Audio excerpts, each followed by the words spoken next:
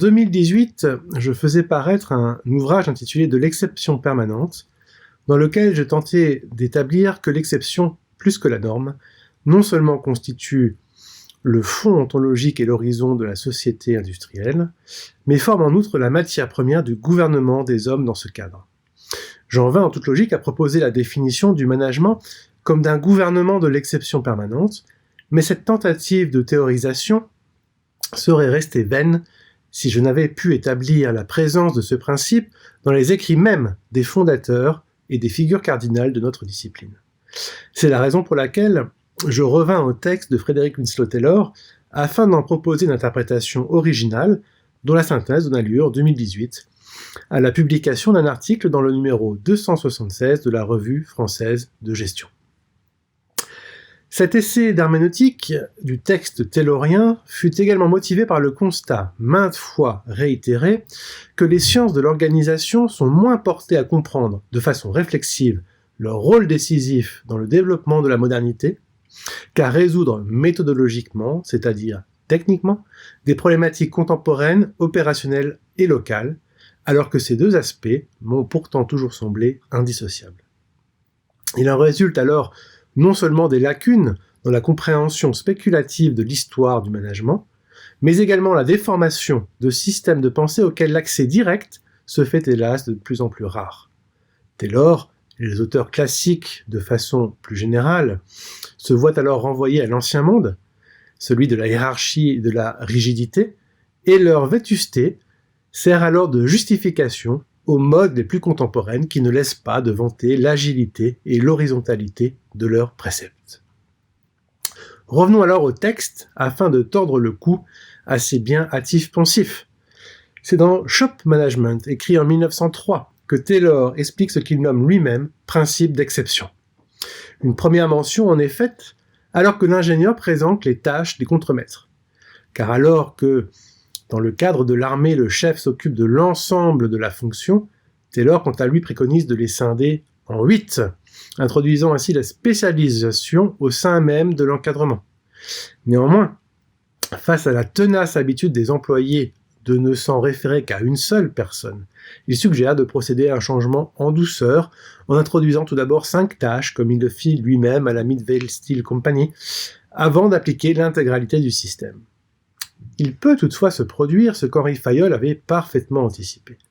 Le défaut d'unité de commandement ouvre des brèches, celle de la friction et de la désobéissance, car 2 contremaîtres de même niveau hiérarchique peuvent donner 2 sons de cloche distincts. Ainsi, le responsable de la cadence et le responsable d'équipe remplissent des missions qui tendent parfois à se chevaucher, à empiéter l'une sur l'autre, ce qui produit un défaut d'alignement risquant de mener à la fois à un conflit entre contremaîtres et à la résistance des ouvriers qui n'hésitent pas à tirer parti d'une situation dissonante. Que préconise alors Taylor ?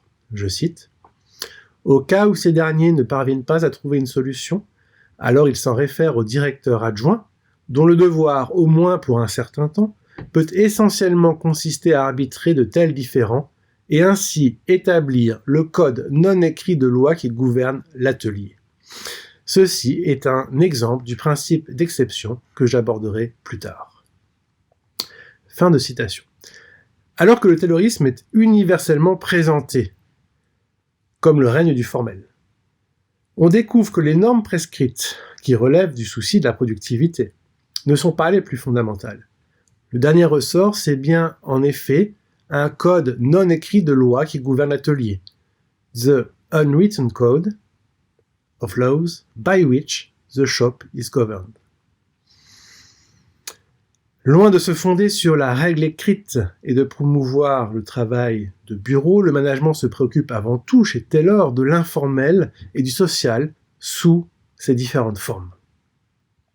La flânerie des ouvriers, dont il faut orienter le désir sur le travail de production, les encouragements à prodiguer aux ouvriers, le projet explicite de révolutionner les attitudes mentales des managers et des employés, l'ambition d'étudier scientifiquement les motivations de l'action humaine, tout cela se trouve dans les principes du management scientifique.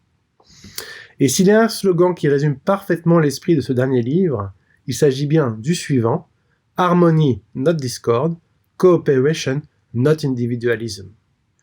En tant qu'utopie, la doctrine taylorienne s'oppose tout d'abord à toutes les formes de discorde. Il ne peut faire sienne la lecture du monde qui érige l'antagonisme en moteur de l'histoire, notamment dans la pensée de Karl Marx. Mais de plus, le système taylorien s'oppose intensément à l'individualisme, c'est-à-dire à toute pensée qui prend l'individu, ses choix, ses préférences, ses intérêts comme fondement de l'agir.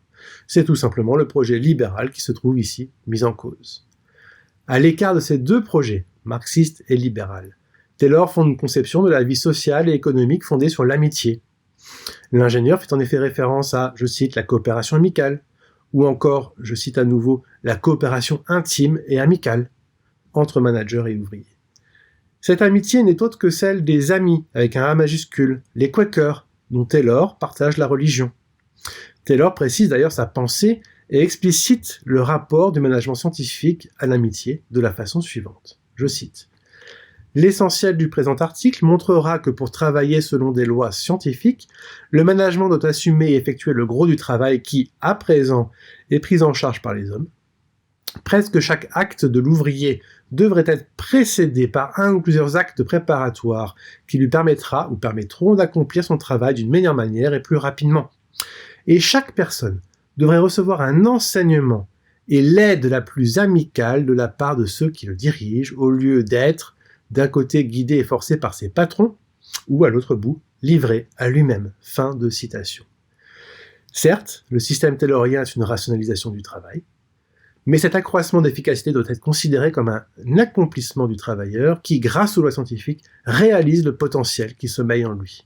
Et ce développement, indissociablement personnel et professionnel, doit s'accompagner d'une aide amicale quotidienne qui éloigne le management de deux écueils, d'une part l'autoritarisme arbitraire et subjectif du petit chef, d'autre part l'abandon à lui-même de l'ouvrier. Le lien entre management scientifique et amitié ne peut toutefois pas se résumer à une articulation technique et horizontale. La seconde, en effet, fonde le premier, et apparaît même nettement, de façon nette, comme sa condition de possibilité. Je cite Taylor, en anglais cette fois-ci, « This close, intimate, personal cooperation between the management and the man is of the essence of modern scientific or task management. » Fin de citation.